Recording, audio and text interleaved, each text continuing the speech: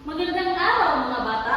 Bago tayo magsimula ngayon sa ating tuturin, maaari ko bang hilingin ng lahat na tumayo at para masimulan ang ating panalangin.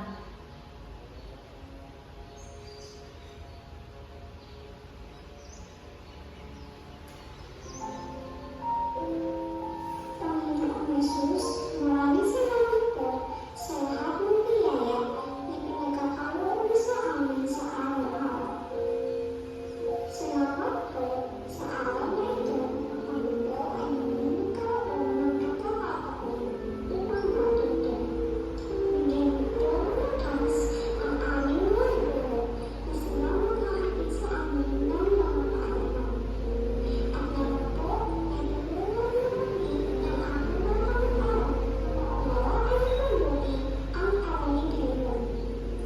Patuloy po kayong maghari sa aming mga buhay. Ito po ang aming panalangin. Amen. God bless you. Magandang araw muli sa lahat. Bago tayo magsimula at bago tayo magsiupo, tunay ngang maganda ang ating araw ngayon. At upang mas gumanda pa ang ating araw ngayon, tulungan natin gumanda ang ating kapaligiran sa pamamagitan ng pagpulot ng mga papel sa inyong mga silid at magsiayos sa inyong mga upo. Ngayon, bago tayo magsimula, ay nais ko munang ipakilala ang aking sarili. Ako nga pala ang inyong guro ngayong araw na ito at ang aking pangalan ay si Binibining April Grace Pizar Sasa. Ngayon, kukunin ko ang tala sa inyong pagdalo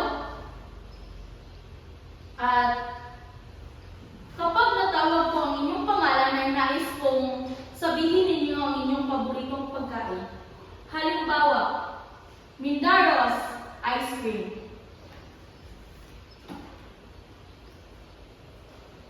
Velasco. Natchat na.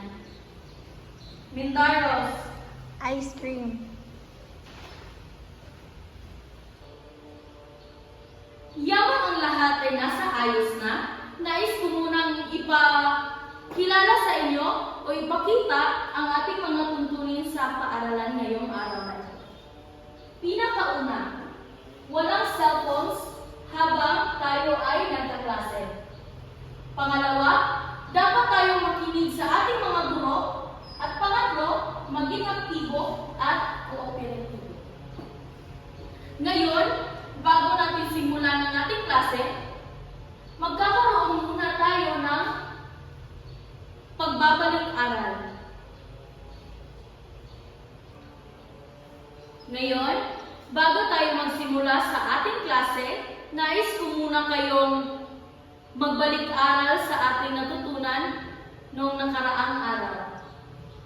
Kung sa inyong nakita sa picture, Simbahan at mga puno. tama! Ang larawang ito ay nagpapakita ng mga magagandang puno at simbahan na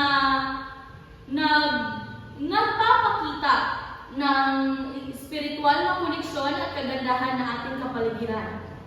Tunay ngang nakinig kayo sa ating aralin noong nakaraang araw.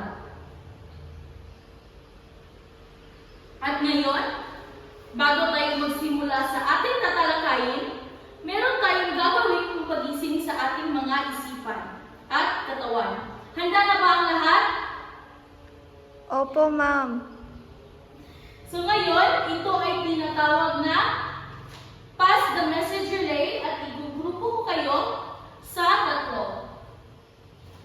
So ito ang instructions natin ngayon. Pass the Message Relay. Igugrupo ko kayo sa tatlo at ibubulong nyo ang mensahe nito sa susunod hanggang sa huling mag-aaral ng pabulong. Mabilisang ihahayag ang mensahe ng huling kamag-aral sa pamamagitan ng pagsulat nito sa bond paper at ididikit sa pizarra.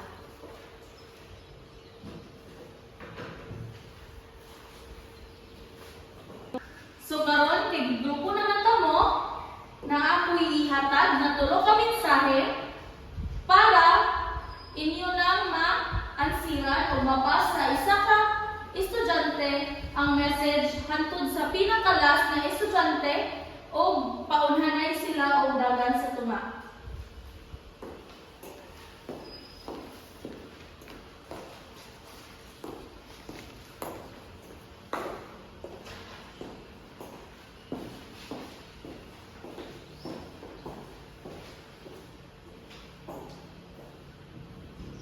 So ngayon, magbigay tayo ng palakpak sa lahat.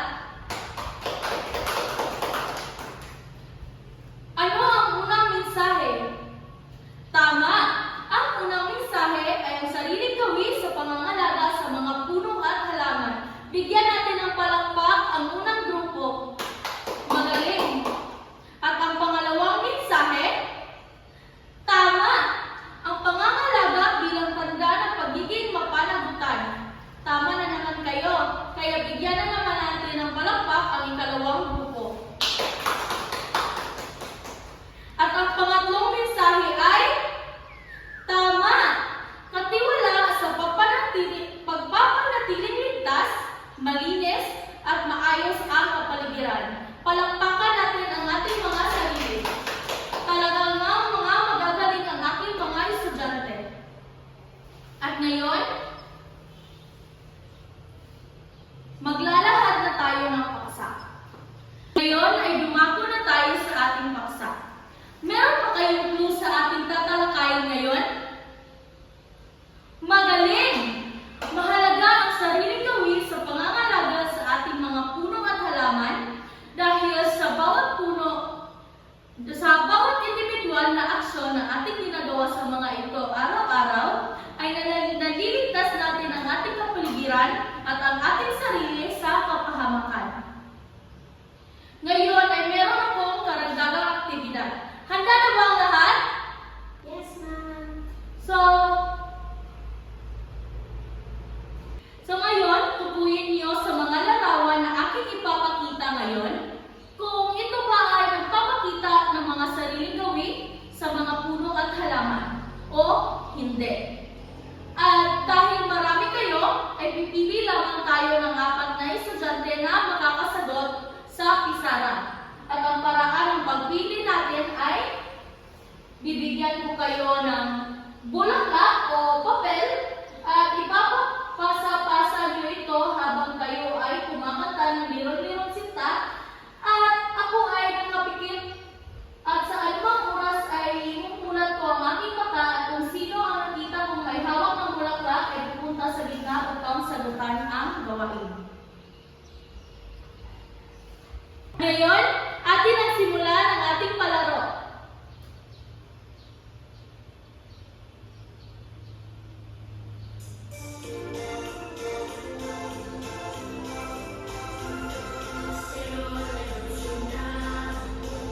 Stop! At ngayon, ang ating unang mag-aaral na sasagot sa pisara ay si Binibining Mindaros. So, magpapakita ako ng larawan dito at sagutan mo lang kung ito ba ay nagpapakita ng sariling gawi sa pangangalaga sa mga puno at halaman. So, ang unang larawan ay nagpapakita ba ito ng pangangalaga sa mga puno at halaman? Hindi, ma'am. Tama! Ang batang ito ay, ano ang ginawa ng batang ito? Iyan di sipa ang Sakto, yung isipa ang plant. So, wala siya nagpakita na iyang ipangalagaan ang atong mga halaman.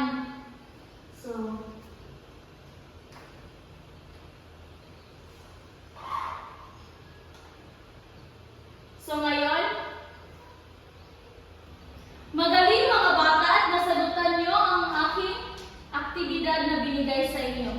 At ngayon, nais ko kayong tanungin. Sa tingin nyo, ano ang ginagawa ng mga tao sa halaman? Tama! Merong nagpapakita ng pangangalaga ng mga sariling gawi sa pagpapangalaga ng mga puno at halaman at ang iba naman ay hindi. At ngayon, ano kaya ang mangyayari sa ating puno at halaman kung hindi natin ito aalagaan?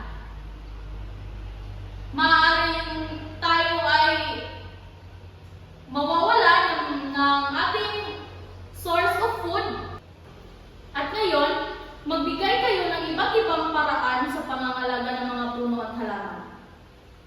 At bakit natin ito kailangan pangalagaan? So ngayon, malalaman natin ang lahat ng ito sa ating tatalakayin ngayon. At ang ating tatalakayin ngayon ay hindi lamang tungkol sa pagiging maganda ng ating kapaligiran, kundi isang responsibilidad na may malaking epekto sa ating kinabukasan. At ano nga ba ang ibig sabihin ng sariling gawi sa pangangalaga ng mga puno at halaman? Tama! Ang inyong mga sagot ay isa-isahin natin pa ang mga paraan ng sariling gawi sa pagpapangalaga ng mga puno at halaman, at ang una ay ang tamang pagtatapon ng mga basura. Magaling! Kung may 100 estudyante or 100 ka student na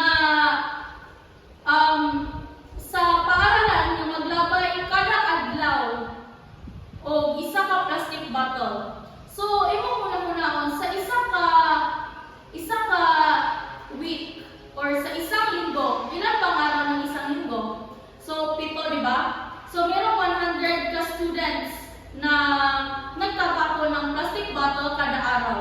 So, 100 times 7 is equals? 700. Very good! So, sa isang linggo, merong 700 ka bottles nga malabay sa kapaligiran. So, hindi ito limitado sa pagtatanim lamang, at ito ay nagpapakita ng pagpapahalaga at pagrespeto sa ating kalikasan. So ngayon,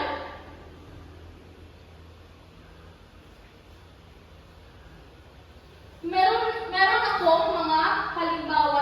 Ilan lang ito sa mga halimbawa ng mga sariling gawin. Ang una ay pagtatapon ng basura, at ang pagtatapon ng basura sa tamang tapunan ay nakakatulong upang maiwasan ang solusyon sa lupa at tubig na nakakaapekto sa paglaki ng mga halaman.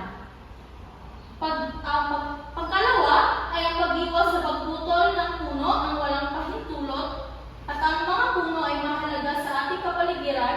Bago putulin ang isang puno, siguraduhin mayroon kang pahintulot na may sapat na dahilan. At pangatlo, pagtipid sa paggamit ng tubig. Ang tubig ay mahalaga sa paglaki ng mga halaman, at ang paggamit sa tubig ay nakakatulong upang mapanatili ang sapat na supply ng tubig para sa ating halaman. At ang paggamit ng organikong pataba. Ang paggamit ng organikong pataba ay mas ligtas sa kalikasan at kapaki-pakinabang sa mga halaman kumpara sa mga kemikal na pataba. At dito naman, mayroong pagtatanim ng mga puno at halaman. Ang pagtatanim ay isa sa mga pinakamahalagang paraan upang mapanatili ang kalusugan ng ating kapaligiran, tama, at pag-iwas sa pagsunog ng basura. Madalas nila itong ginagawa. Ang pagsunog ng basura ay naglalabas ng mga nakakapinsalang usok na nakakapinsala sa kalusugan ng tao at kapaligiran. At meron tayong pagsuporta sa mga programa sa pangangalaga ng kalikasan. Maaari tayong sumali sa mga programa o organisasyon na nagsusulong ng pangangalaga sa kalikasan at pagtuturo sa iba. Ang pagbabahagi ng ating kaalaman at pagtuturo sa iba tungkol sa kahalagahan ng pangangalaga sa kalikasan ay isang mahalagang hakbang upang mapanatili ang isang malusog na kapaligiran. Tatanim naman tayo ng halaman at puno. Kung magtatanim tayo ng puno sa isang buwan, ilan kaya ang matatanim natin sa isang taon? So, kung meron tayong 10 puno sa isang buwan, so ano ang gagawin natin? 10 times 12 is equals to 120 ka puno sa isang buwan. So, mahalaga talaga class na karon pa lang mananong na mo sa mga puno kay ay puhon, dili lang siya for the beauty or patsada sa atong kapaligiran, pero pwede po din nato siya makuhaan og atong source of food or pagkaon. So, napakagaling. At ano naman ang benepisyo ng pagtatanim? Pwede niyo bang isulat ito sa pisara at bigyan ng maikling paliwanag? Bakit nga ba mahalaga ang sariling gawin sa pangangalaga sa mga puno at halaman? Ang ating mga simpleng gawin ay malaking epekto sa ating kapaligiran. Ang pag-aalaga ng ating mga puno at halaman ay hindi lamang nakakatulong sa pagpapanatili ng magandang kapaligiran, kundi nakakatulong din ito sa pagsugpo ng climate change, pag-iwas sa landslide, ang pananatiling maayos sa ating kapaligiran.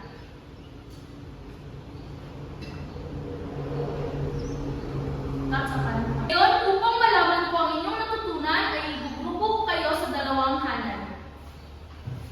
Ito ang instructions ng ating gagawin. Hanay 1, gumuhit ng isang larawan na nagpapakita ng mga sariling gawin sa pangangalaga sa mga puno at halaman. At sa hanay 2 naman, ay gumuhit ng isang larawan na hindi nagpapakita sa sariling pangangalaga sa mga puno at halaman.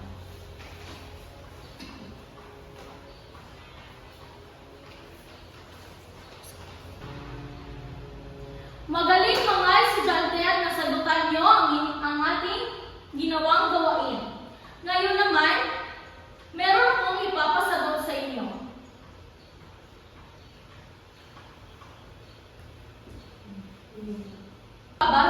Babasahin ang number 1. So, ang tanong sa number 1 ay alin sa mga sumusunod ang hindi tamang paraan ng pag-aalaga ng halaman? A. Pagdidilig ng sapat na tubig. B. Paglalagay ng pataba. C. Pagtatapon ng basura sa paligid ng halaman. At D. Pag-alis ng mga damo. Maaari niyo lamang isulat ang titik sa inyong mga sagot. Ito ay inyong sasagutan sa number 2.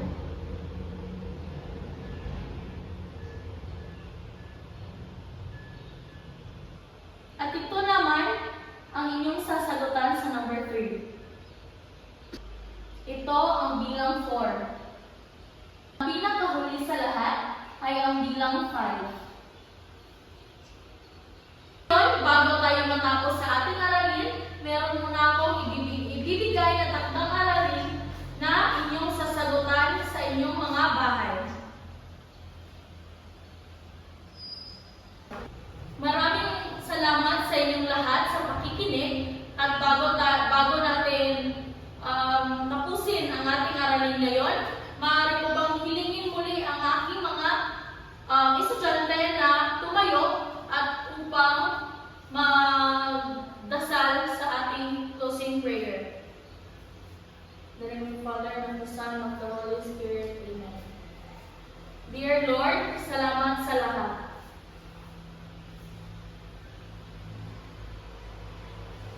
Sa ating muling pagkikita, salamat sa inyong lahat.